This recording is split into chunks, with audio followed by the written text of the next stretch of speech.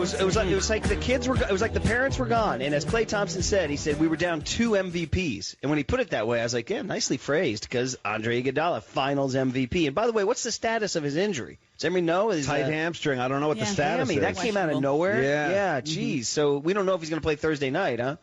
Don't know yet, although it could be, as we know how hockey likes to say, there's quote-unquote lower body injuries, and Greg Popovich just kind of goes out and says, well, Tim Duncan is old, so he's not playing, and that's the reason that he's not playing tonight.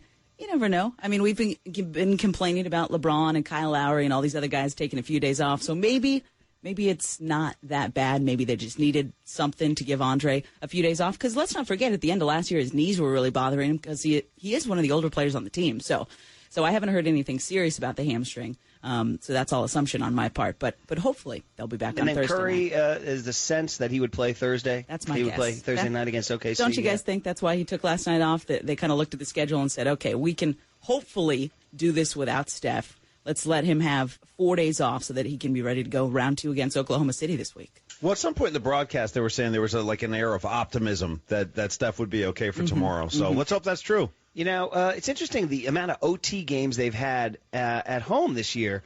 We went to the game against you weren't with me. I went to the game against the Denver Nuggets when they were up like 20 and in the second half, and they just got frittered away and frittered away and frittered away. And all of a sudden, the Nuggets caught them. They had to go to OT to beat them. Then there was the game Brooke Lopez of the Brooklyn Nets in November missed the little bunny and should have beaten them, and they had to go to OT in that game. And now here come the Atlanta Hawks. That's 3 off the top of my head.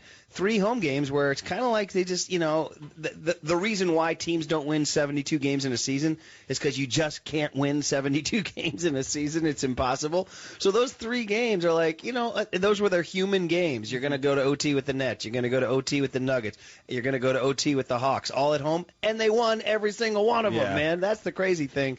And Kerr, after the game, they